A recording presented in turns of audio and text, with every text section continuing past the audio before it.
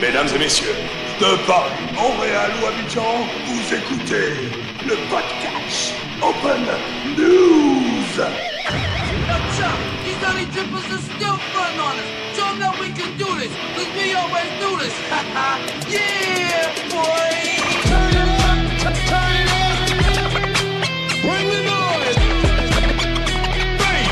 Bass. Turn it up.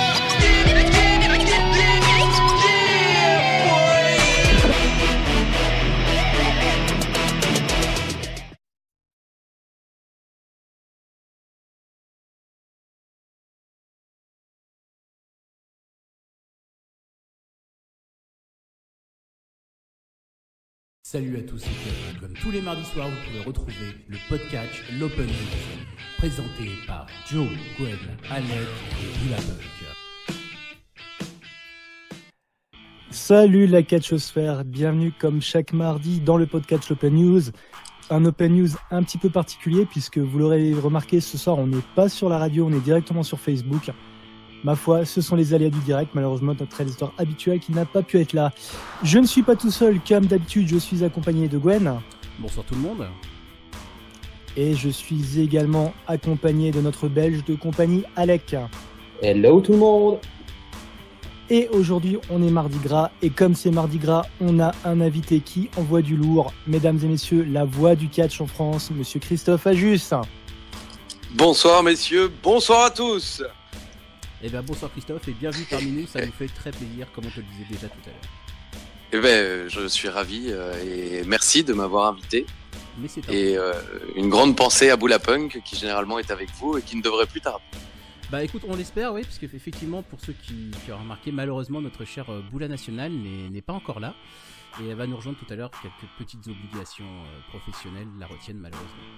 Si on a de la chance, elle arrivera vers la moitié de l'émission, soit vers 21h30 à peu près. Tout à fait. Donc vous n'êtes pas à l'abri d'entendre une boulasse dans pas longtemps. Tout à fait. Bon, ce que je propose, c'est qu'on commence directement. On va aller directement dans le vif du sujet. Donc, comme on dit à tout à l'heure, pardon, c'est la galère dès le début. Donc, les aléas du direct. Oui, tout à fait. Comme je le disais donc tout à l'heure, notre cher invité est Christophe Ajus. Alors, je pense pas qu'il y ait des personnes qui ne te connaissent pas, parce qu'en général, ma première question, c'est pour ceux qui ne te connaissent pas, est-ce que tu peux te présenter ? Donc, on va commencer directement plutôt. Est-ce que tu peux nous raconter un petit peu ton parcours, comment t'es arrivé là, en fait, à commenter la WWE avec Philippe Chiraud actuellement ? Je vais essayer de faire la version quand même assez courte, hein, parce que l'émission en elle-même déjà aurait pu prendre en entier sur tout ça.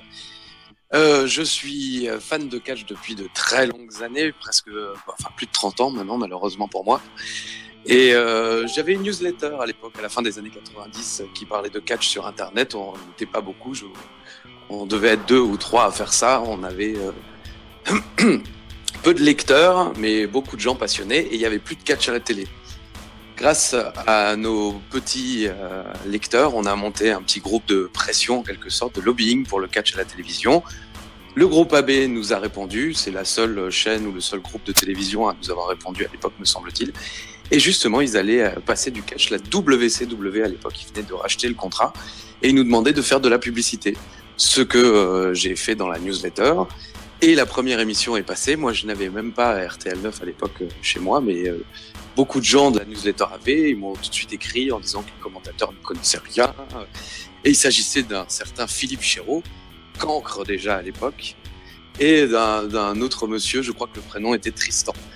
Et j'ai donc envoyé un email à la chaîne en leur disant, écoutez, les téléspectateurs visiblement m'ont dit que les commentateurs n'y connaissaient rien. Si vous avez besoin d'infos, de bio, n'hésitez pas, je vous envoie tout ça avec grand plaisir. J'avais même écrit, je vous envoie tout ça gratuitement si vous le souhaitez. Ne jamais faire ça, hein, avec maintenant mon expérience professionnelle, ne jamais proposer quoi que ce soit gratuitement à un patron. Sachez-le, tous les jeunes qui nous écoutent. Mais heureusement, je suis tombé sur quelqu'un d'honnête, Vincent Godel, qui jouera beaucoup plus tard l'arbitre dans Catch Off, qui m'a envoyé un message en me disant non, les infos c'est sympa et tout, mais pourquoi pas faire un casting, l'un de nos 2 commentateurs va s'en aller certainement, donc venez faire un casting à Paris. J'ai fait ce casting, j'ai été vraiment très nul, mais Philippe Chiraud a trouvé que j'étais pas si mauvais, et grâce à lui on m'a gardé, et ça fait désormais 17 ans que je commente à ses côtés. Donc pour ceux qui sont peut-être un peu jeunes et qui ne le savent pas, avant le catch n'était pas diffusé sur RTL9, c'était sur Canal+, je crois.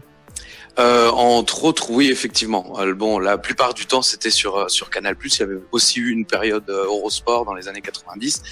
Mais au moment où je vous parle, là, on est en 99-2000, il y avait la WWE, me semble-t-il. Non, la double. Enfin, il y avait plus de catch sur aucune chaîne à ce moment-là, plus ou moins. Je sais que la WWE avait repris un tout petit peu, mais n'avait pas duré très longtemps à la fin des années 90.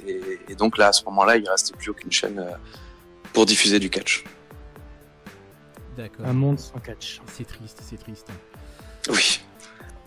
Mais bon, c'est vrai qu'après, si on reprend les commentateurs de l'époque, effectivement, c'est vrai que c'était quand même un petit renouveau assez sympa parce que, bon, pour ceux qui, effectivement, pour les plus jeunes, j'ai d'assez mauvais souvenirs pour ma part, entre autres. Bon, j'ai pas envie de spécialement de les citer, mais c'était devenu vraiment catastrophique déjà, même avant, sur Canal+. Pour moi, les derniers vraiment bons, c'était Jean Brassard et Raymond Rougeau, que j'aimais énormément.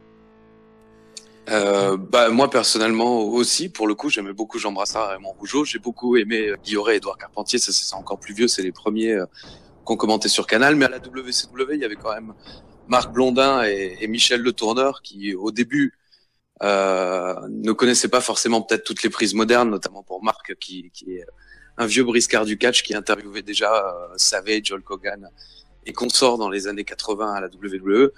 Et en quelques années, ils sont devenus un bon duo de commentateurs. Ils étaient très populaires à cette époque-là. À la WCW sur Canal+, il y avait beaucoup de mes camarades de classe au lycée qui regardaient ça parce que les mecs étaient complètement dingues. Alors messieurs, je me permets de vous interrompre 2 secondes. Mais jamais, mais ferme-la, mais qu'est-ce qui se passe? Pardon. Notre atout charme est arrivé. Boula Punk est là. Enfin, elle est là, mais elle arrive. Voilà. Voilà, grosse ambiance pour l'accueillir. Bonsoir, Boula Punk. Bonsoir, Chris Ajus. Comment ça va? Mais ça va, merci, et vous? Ça va. Ah, ça se vous voit comme s'ils se connaissaient pas depuis 20 ans. Ah, mais ça, c'est l'antenne, ça. Mais ça va, merci. C'est pas comme ça qu'on doit faire? Oh, il faut enlever ton haut-parleur, ma chère Boula, ou quelqu'un, parce que là, on a réentendu la conversation. Oui, tout à fait. On dirait que quelqu'un écoute. On s'écoute nous-mêmes, en fait. On a tellement peu de monde qu'on s'écoute nous-mêmes. Bref. Reprenons le fil. Tout à fait. Bon. Ah, Boula a coupé, elle est vexée. Bon, non, plus sérieusement. Non, je l'ai coupé, c'est qu'il y a un peu de vent et donc voilà, je ne voulais pas polluer le son avec le vent, donc je coupe juste le micro, le temps qu'il n'y ait plus de vent. Voilà, et profites-en pour rien dire, ça nous arrangera aussi. Voilà. Ça commence bien, l'ambiance est lancée. Bref, donc alors sinon donc tout ça maintenant donc t'es quand même on va dire le commentateur numéro 1 en France. Avec Philippe Chéreau, disons qu'on est les 2 derniers survivants en tout cas. Alors justement, il y a une question qui me trotte en tête. Parce que tu disais que Philippe Chéreau avait trouvé que t'étais pas si mauvais que ça, mais est-ce qu'il y a quelque chose qui lui a plu chez toi?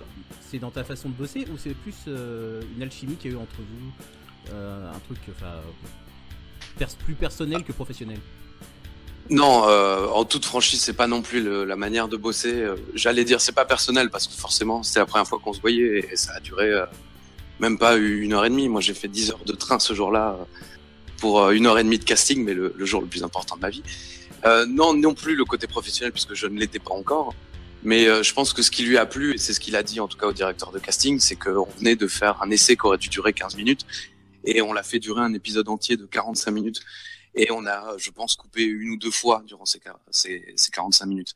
Donc pour ça, il trouvait que j'étais, je pense, efficace. Et en tout cas, j'avais toutes les infos que lui espérait trouver chez un consultant à l'époque. Donc voilà, je pense que c'est pour ça. Oui. Non, c'est bon, j'ai fini, pardon. Désolé, on a tendance à un peu se manger la parole, c'est pas voulu. Pour rentrer un peu plus dans le technique, tu nous as dit, est-ce que tu peux nous en parler un peu plus de ce casting, comment ça se passe quand tu arrives et que tu fais un casting justement? Alors ça dépend des entreprises. Bon, en l'occurrence la AB, c'était il y a 17 ans. J'étais arrivé moi le matin même de Strasbourg. J'avais pris le train de nuit. J'ai rejoint la plaine Saint-Denis où se trouvent les bureaux du groupe AB. On m'a accueilli. À l'époque, je ressemblais à un enfant, donc ils ont un peu ri.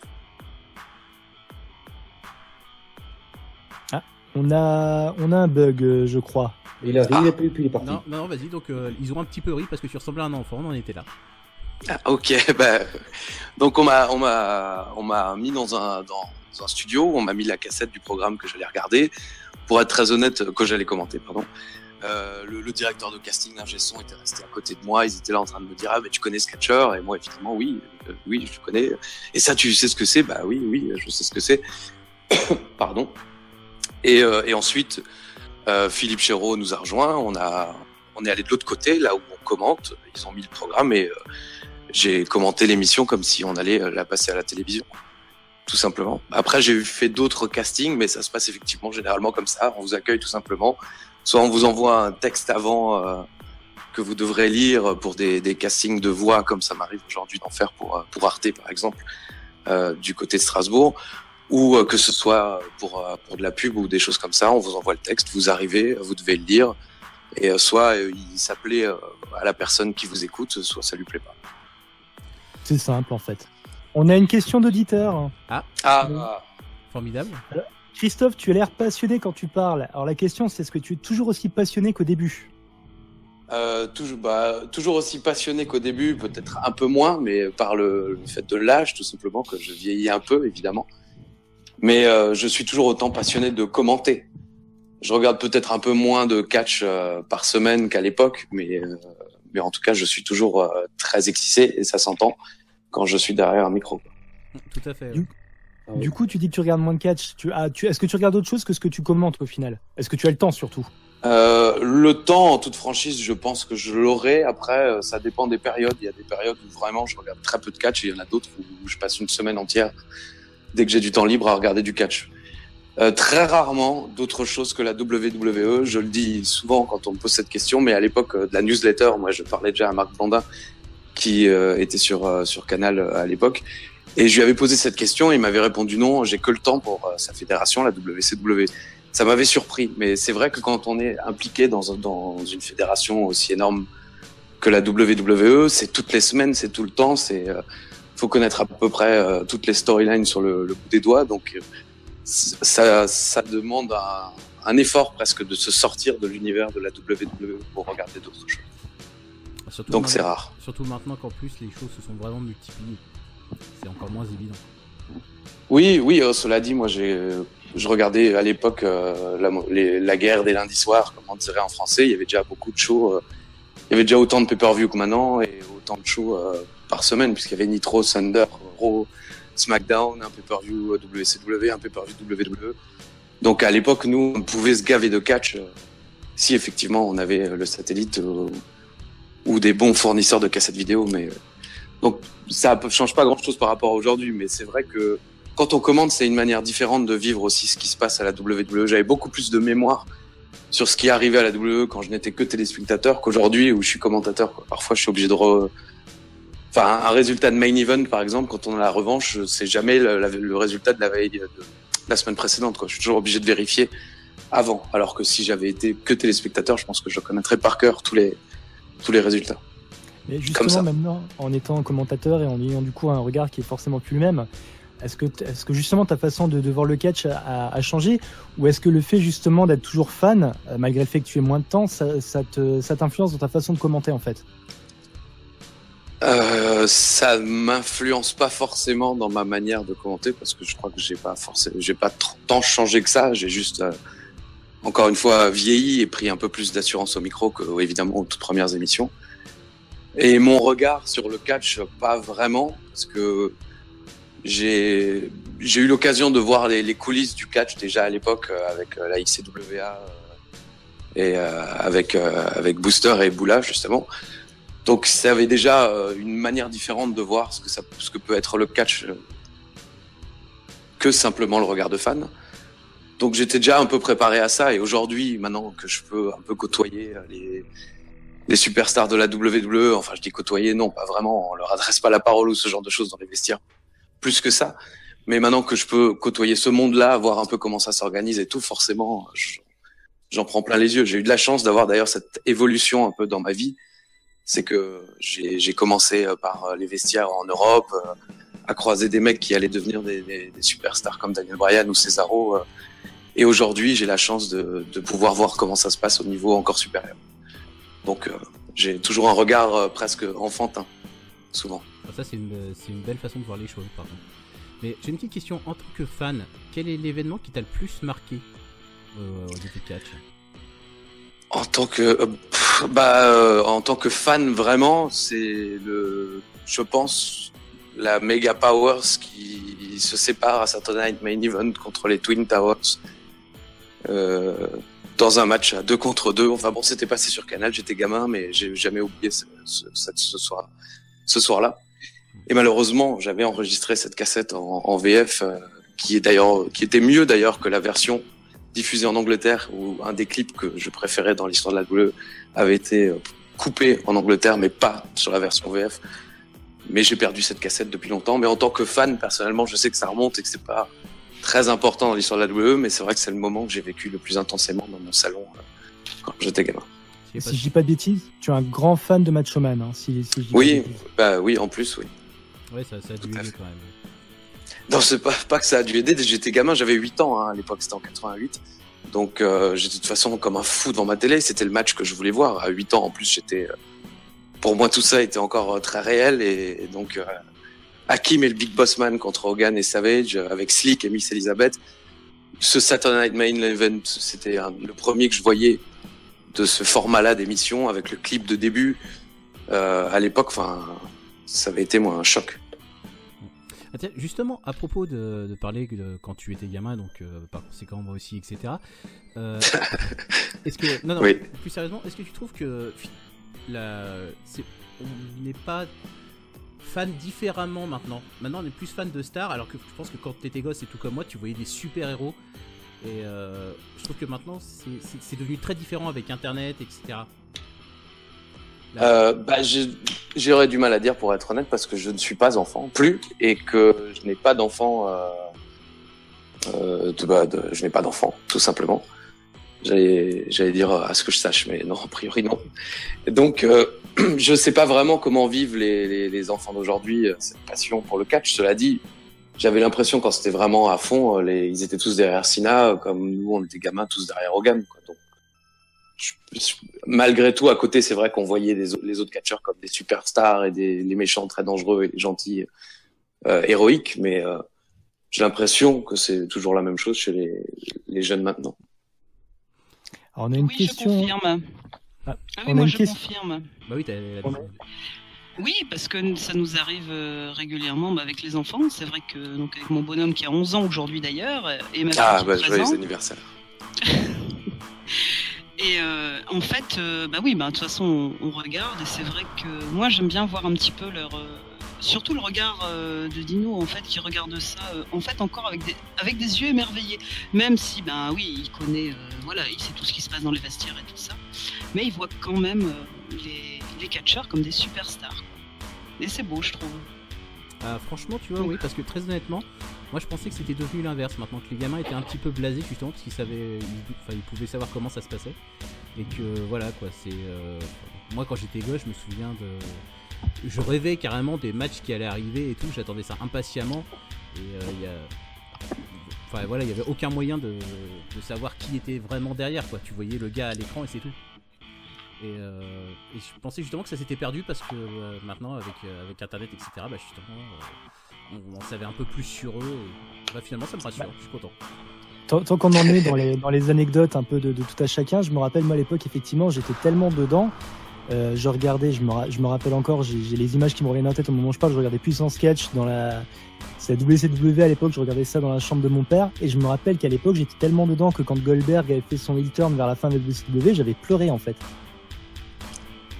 J'ai vraiment carrément pleuré à cause de ça, quoi. Donc effectivement, à mon avis, il y a peut-être, je sais pas si en étant avec mon âge de l'époque, mais à l'heure actuelle, si j'aurais autant été impliqué, parce que finalement, de par le fait qu'on savait pas tant de choses que ça sur les catcheurs, on parle des réseaux sociaux, mais aussi des trucs comme Total Diva. Je pense que maintenant, il y a quand même une petite barrière qui s'est un peu cassée, quoi. À l'époque, effectivement, c'était des super héros, et maintenant, c'est des superstars avec le côté people qui va avec. Je pense que ça dépend de la vision qu'ont certains, tout simplement. En fait, oui. Faut pas chercher plus loin. Voilà, bon. Bon, alors, maintenant qu'on a vu le moment moment qui t'a marqué en tant que fan, en tant que commentateur, depuis ta longue carrière, donc dans les 17 dernières années. Et s'il y a vraiment un moment où tu t'es dit, en gros, passe-moi l'expression, t'es tombé quand même sur le cul de ce que tu as commenté. Ah bah évidemment, c'était à la Nouvelle-Orléans, l'Undertaker qui perd. Le fait, en plus, c'était la première fois qu'on était ringside, qu'on se déplaçait dans ces conditions, et l'Undertaker qui perd devant nous pour la première fois à WrestleMania. Ça a été, oui, étonnant. J'ai eu du mal à m'en remettre. C'était un grand moment à commenter. Tout à fait, un grand moment d'émotion. C'est vrai qu'on a tous été quand même un peu bluffés. J'avoue que je m'y attendais pas du tout devant Lesnar d'ailleurs. Même si bon, c'était le meilleur moyen de le mettre en avant, mais je m'attendais quand même à un mec régulier. Personne s'y attendait en fait. Hein. Non. C'est pour ça que c'était un tel choc. Mais justement, à ce propos-là, est-ce que tu trouves que finalement, dans ce cas maintenant, c'est toujours utile de faire des matchs à Mania pour le Taker, quoi? Parce que finalement, il défend plus sa suite de victoires. Donc ça n'a plus un énorme intérêt. En toute franchise, depuis finalement, les matchs ont toujours été suivis et attendus. Il me semble qu'il y a eu Bray Wyatt après et Shane McMahon l'année dernière. Enfin, ils arrivent tout de même à nous sortir soit l'histoire et un truc intéressant autour, soit effectivement la stipulation, le coup de folie. Enfin voilà, l'Undertaker malgré tout avait quand même sa place l'année dernière, et ce match, même s'il était un peu hors norme, on était tous contents de l'avoir vécu. Pour ceux qui l'ont vécu en live sur place ou à la télé, ça restait un sacré spectacle pour WrestleMania. Donc évidemment il y a moins d'intérêt qu'avant, il n'y a plus la streak, mais ça reste encore le jardin de l'Undertaker. Alors, on a une petite question d'auditeur. On nous demande si tu as déjà voulu catcher toi-même. Pas vraiment. Quand j'étais gosse, évidemment, je me rêvais peut-être catcheur, mais depuis, je suis trop feignant en fait. Je fais pas de sport, et prendre des chutes, ça fait mal.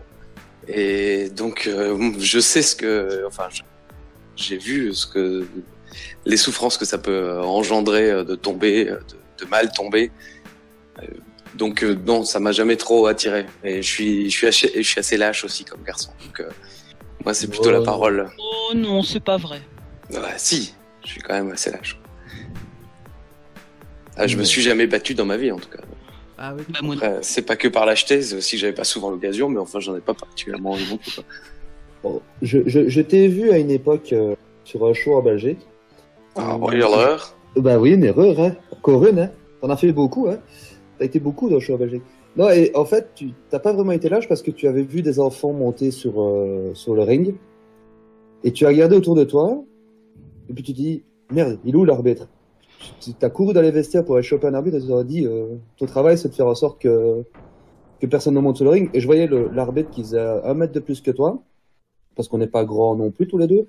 Et je l'ai vu se liquéfier devant toi, quoi. Alec, si on résume là, t'es en train de dire que notre invité a même eu peur devant des enfants, quoi. Oui, voilà.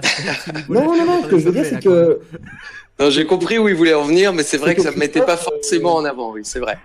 Mais alors, je peux m'expliquer sur le truc, c'est qu'effectivement, sur les shows, c'est plutôt généralement aux arbitres de faire ce genre de petite sécurité, entre guillemets, parce que les catcheurs sont trop gros pour aller se battre, et puis moi, c'est pas non plus mon rôle d'aller...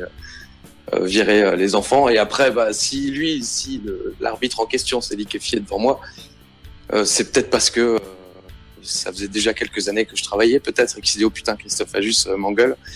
Et c'est vrai que dans les vestiaires, j'ai pas peur de gueuler, mais parce que c'est mon travail, et que... Je confirme. Et que c'est dans ces cas-là, effectivement, j'ai pas peur, parce que on est dans un milieu professionnel. Alors après, le catch, c'est encore quand même, par rapport à un vrai travail, c'est quand même un monde un peu fou. Mais même si je suis que commentateur et je l'ai payé, je peux vous dire, à mes débuts, effectivement, et parce que c'est comme ça que ça se passe. Au début, tu parles pas, mais au bout d'un moment, vu qu'ils ont vu que malgré tout, de m'avoir remis à ma place, je continuais à gueuler, et que généralement, c'était aussi pour des choses plutôt sensées, voilà. Donc voilà, je me permets. Mais c'est très rare dans la vie de tous les jours. Et le pire, c'est que j'étais à côté de toi, je rigolais, puis il me disait, mais il est sérieux? Parce que je prends toujours Christophe à rigoler, je fais, non, je crois qu'il est vraiment sérieux. Ah quand il s'agit surtout un show, si je suis plus ou moins dans l'organisation. Je sais pas si c'était encore le cas à l'époque, mais oui. Je pense. Non. Bon, bah même là, tu vois, je me sens quand même responsable de ce qui se passe et de ce qui doit se passer autour, quoi. Mais d'Ivoire, Christophe, toi qui as commencé du coup assez jeune, puisque tu as commencé à 20 ans, je crois. Hein. Oui, tout à fait.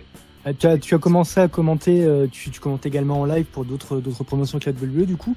Comment ça s'est passé quand tu as commencé, que tu arrivé avec un petit genou dans les coulisses à commenter, et puis surtout qu'en plus, si je dis pas de bêtises, tu as tout de suite côtoyé des gros noms du circuit européen. Comment ça se passe quand tu arrives un peu comme ça en mode hey, c'est moi qui commente? Et ben, en toute franchise, quand j'avais cet âge-là, je n'arrivais pas en disant c'est moi qui suis important. Et d'ailleurs, j'espère que je le fais toujours pas maintenant. Enfin, je crois. C'est une image, hein, bien évidemment. Oui, je confirme encore. Je confirme encore. Merci, Boulet. C'est bien que ça n'ait pas coupé à ce moment-là. Non, mais j'avais déjà essayé de répondre tout à l'heure, mais on a été coupé. En fait, les catcheurs s'en fichent un peu de savoir qui commente le show, qui commente pas.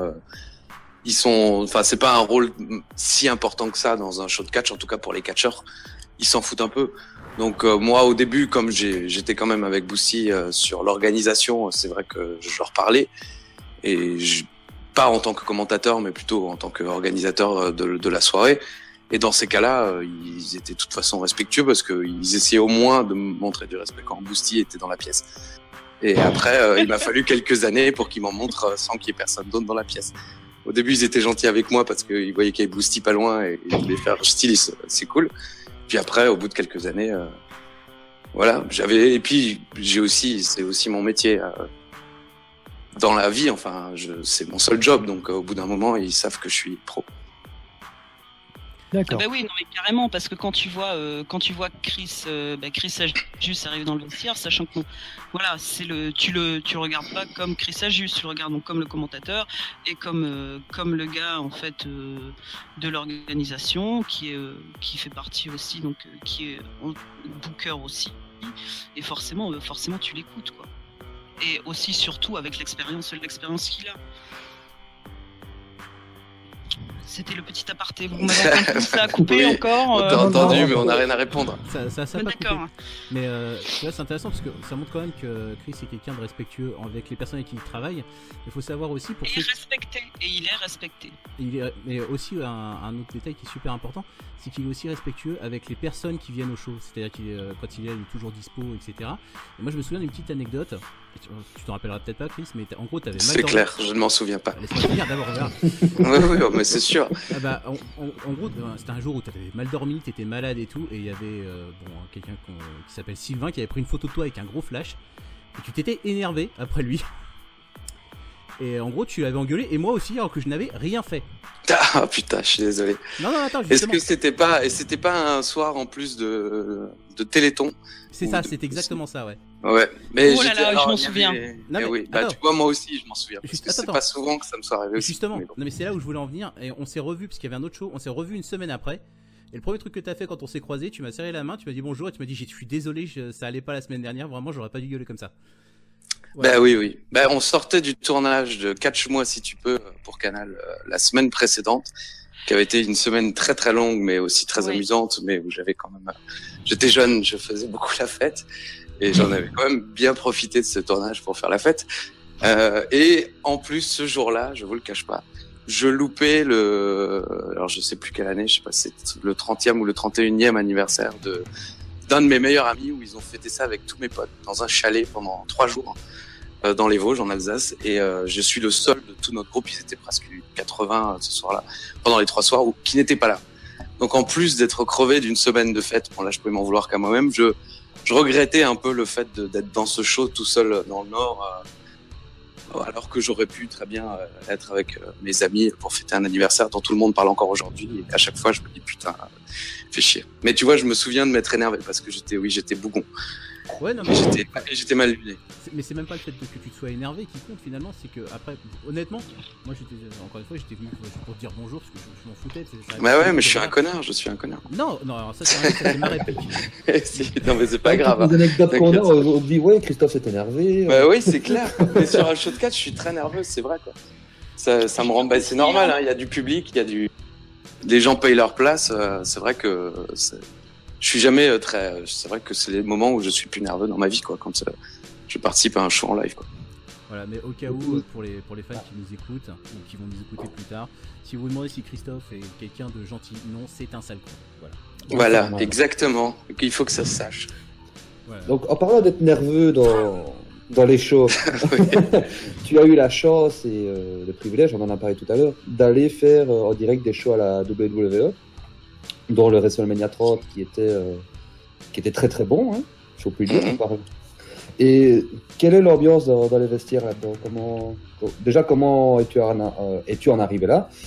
Et comment est l'ambiance avec toutes les superstars Par l'avion, américaines? probablement.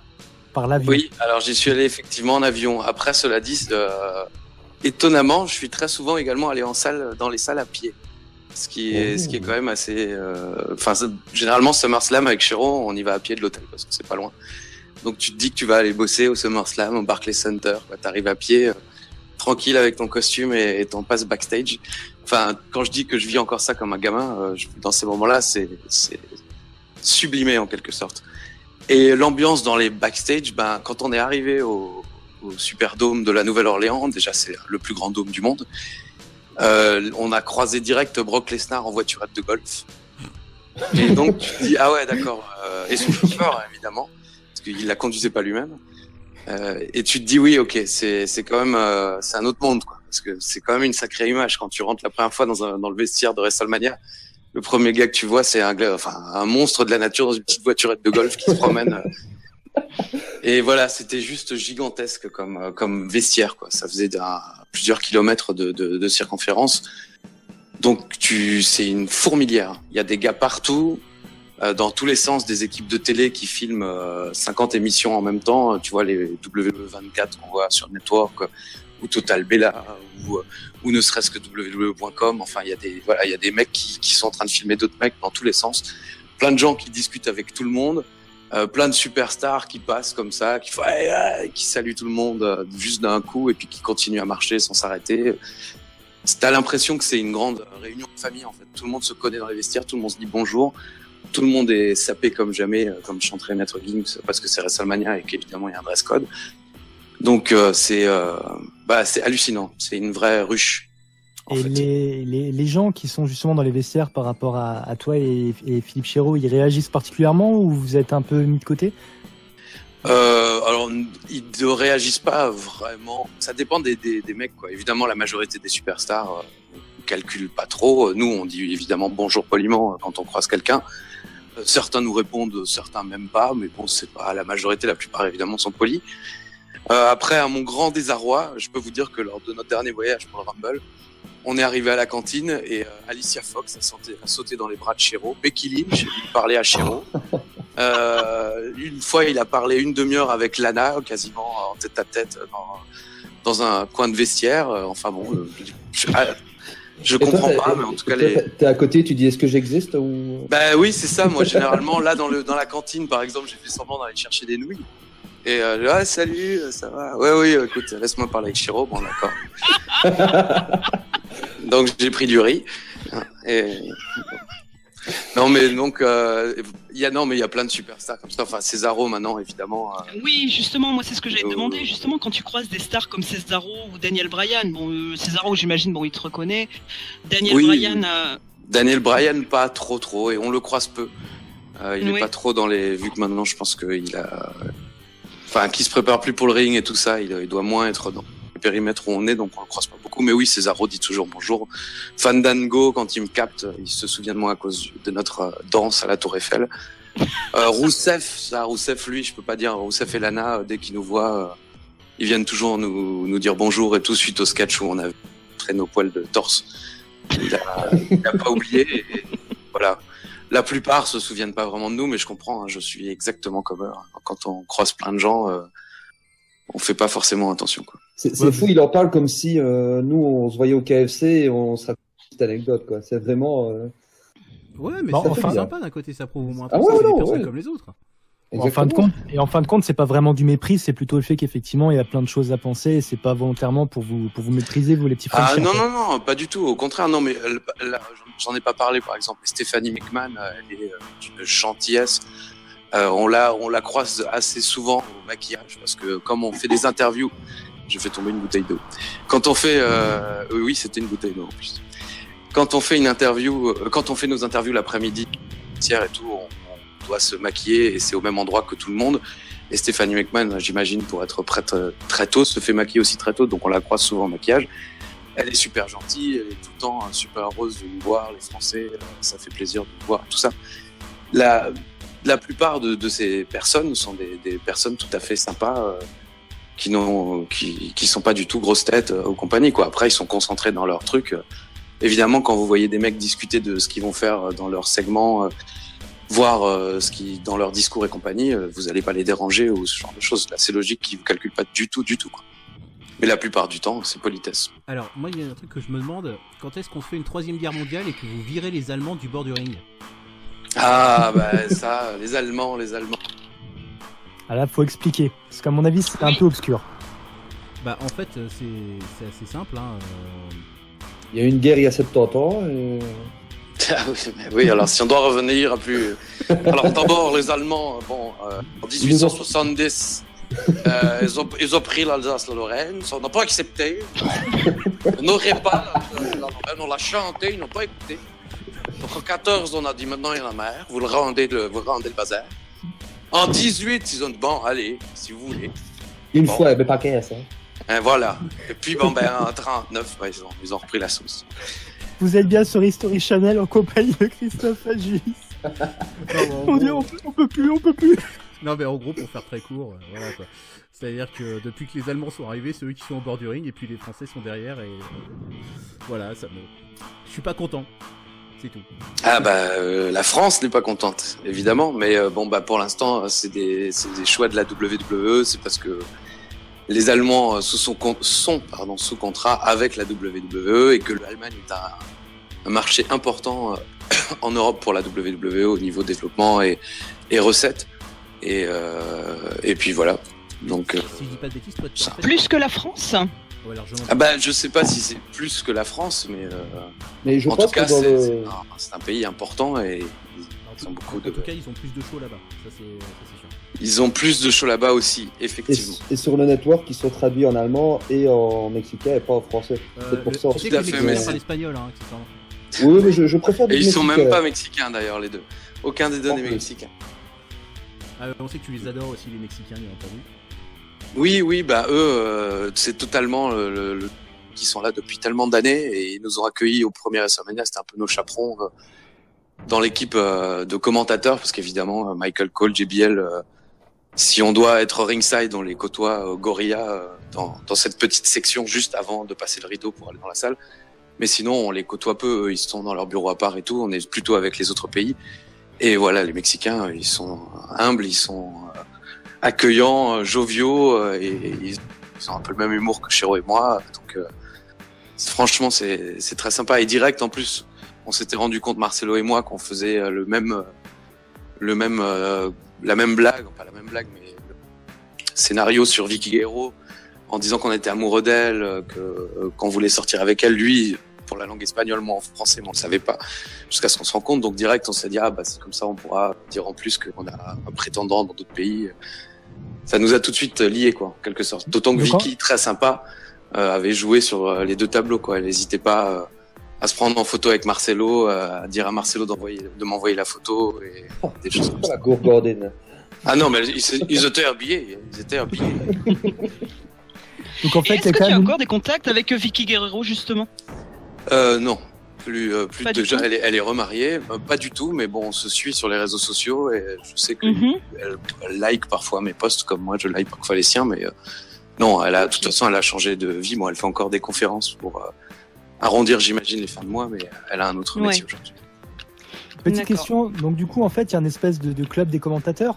Vous fréquentez ou c'est vraiment juste ponctuel Non, c'est totalement ponctuel. Après, on est très bons potes aussi avec les Italiens qui sont très sympas. On est plutôt bons potes d'ailleurs avec tout le monde, hein, pour être très honnête. Mais bon, les Italiens, forcément européens, on est un peu plus proches. Et puis la langue espagnole, on les connaît depuis plus longtemps. Mais tous les autres, on se salue poliment et gentiment. Et on est heureux toujours de se voir. C'est un peu comme une grande colonie de vacances, quoi. On se retrouve. Alors. C'est assez sympa. Enfin là, au Royal Rumble, on était beaucoup de pays Et puis tous les pays ils se posent une question, les mecs ils sont là en train de tout préparer et tout ça parce que beaucoup ne font pas forcément les wiki shows, donc ils sont peut-être un peu moins sur les storylines que nous quand ils arrivent. Donc ils bossent comme des fous l'après-midi. T'as Funaki qui demande quel est le finish de tel gars. C'est assez amusant quoi, à vivre, tous ces pays qui se mélangent et qui se posent des questions sur quel est le nom de cette prise. Tiens, qu'est-ce qu'on doit dire à ce moment-là s'il se passe ça, vous imaginez quoi pour ça. Enfin on a l'impression d'être avec une dizaine de fans, sauf que t'as tous les pays du monde représentés et toutes les langues. Bon, évidemment tout le monde parle en anglais, mais voilà. C'est très sympa. Et vous faites des soirées après les pay-per-view, soirées commentateurs et tout? Non, on ne fait pas de soirées commentateurs. Alors avant, moi, je faisais des soirées tout seul dans différentes villes où je me rendais. J'ai beaucoup vu les bars des villes, mais aujourd'hui, avec mon âge avancé, je te cache pas que aujourd'hui, après un show, on va se coucher. Non, même pas le bar de l'hôtel, hein, franchement. Là, par exemple. Et moi, justement, j'ai une question. Attends, Boula, on a une question de l'auditeur d'abord. De l'auditeur. L'auditeur avec un L majuscule apostrophe. L'auditeur Cathy, qu'on salue, qu'on embrasse. Qui demande, est-ce qu'il y a un catcheur qui t'a déjà vraiment déçu en vrai, alors qu'il avait une image un peu plus positive que de lui, t'avais une image positive, en vrai, il n'était pas aussi cool que prévu? En toute franchise, non. Je pense pas. En plus, je crois pas avoir eu la seule expérience négative que j'ai eue professionnellement avec un catcheur. C'était au tout début à la WCW. En plus, personne s'en souviendrait, mais c'était Sean O'Haire et Mark Gintra qui étaient jeunes et assez pédants. Ils nous avaient répondu de manière très hautaine, alors que bon, ils étaient un peu heal, je crois, mais je suis même pas sûr. Voilà, c'est les seuls où je m'étais dit après, oh, putain, qu'ils étaient un peu cons. Mais sinon, la WWE, même ceux qui doivent être cons dans la vraie vie, parce que forcément il doit y en avoir, c'est une boîte tellement bien huilée qu'ils sont pros, quoi. Alors justement, question, tu nous parlais de la WCW, donc du coup, toi qui as connu les deux plus grosses fédérations, au final, est-ce qu'il y a une différence entre les deux dans la façon de travailler, par exemple? Gigantesque. C'est le jour et la nuit. Les vestiaires de la WCW, c'est simple, hein. On est arrivé avec Shiro et le caméraman. La personne qui devait nous gérer nous a dit bon, vous allez voir les gars, vous leur demandez s'ils veulent bien faire une interview avec vous et vous les interviewez. À la WWE, j'ai tenté ça une fois à Bercy, je crois peut-être le premier Bercy, voire le deuxième peut-être. Il y avait Kofi Kingston qui attendait, et il faisait rien. Je dis, notre caméraman fait rien, je vais voir Kofi, je dis ça ne vous dirait pas de dire on se retrouve sur RTL 9 la semaine prochaine. Ça a fait un scandale. L'attaché de presse française a fini en larmes. Kofi s'est fait détruire sur place. Même lui, tu vois, alors que. Mais c'était il y a 10 ans, hein, donc aujourd'hui, je vous cache pas. Non, c'est la WWE, c'est de pro de chez pro.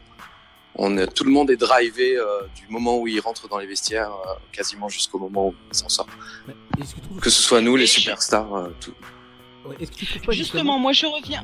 Est-ce que je peux poser ma question? Non, ça vous embête. Non, la parole à Boula. Voilà.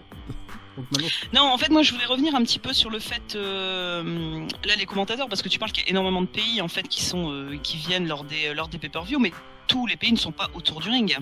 Tu sais qu'on les voit dans les pay-per-view, hein, c'est-à-dire qu'ils sont tous présentés si tu regardais. Donc. Elle a vu le Royal Rumble, m'a-t-elle dit, mais Oui, j'ai vu Chris. En fait, j'ai regardé le Royal Rumble uniquement pour voir Chris. Une fois que je l'ai vu, hop, j'ai coupé. Non, mais justement, parce que j'ai l'impression que ça me donnait, c'est qu'il y avait vraiment beaucoup, je sais pas, 10-15 pays qui venaient là autour du ring, où je me trompe peut-être. Il y en a beaucoup, 10, je crois pas encore, mais il y a beaucoup de langues, oui. Mais non, ils sont pas tous autour du ring, il y a que la langue espagnole, l'allemand et l'anglais.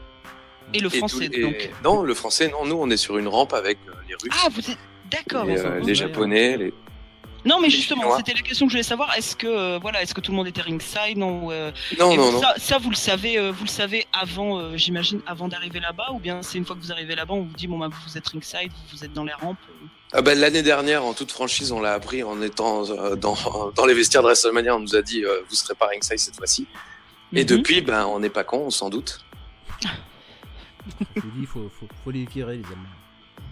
Ah non, mais en vrai, en plus c'est pareil, ils sont extrêmement sympas les Allemands, dont l'un d'eux, Carsten Schaeffer, je crois son nom de famille, mais bon, je l'appelle Carsten, maintenant j'ai oublié son nom de famille. Et là, depuis 25 piges, je parlais de Marc Blondin tout à l'heure, Carsten Schaeffer, c'est quasiment Non, c'est peut-être quelques années après, mais dans les années 90, quoi. Il faisait les tournées avec Randy Savage, justement, aussi, qu'il avait en tant que chauffeur. Enfin, il était chauffeur de Randy Savage dans les tournées en Allemagne. Le mec a tout vécu. Il est sous contrat avec la WWE depuis presque 25 ans, donc c'est une bible à parler, à discuter avec. Tu vois. Petite question, Christophe, tu es sous contrat WWE ou AB1 finalement? Absolument pas WWE, pas trop non plus AB1. Enfin, je suis évidemment lié au groupe AB en général. D'accord. Voilà, mais pas du tout WWE, non, absolument pas.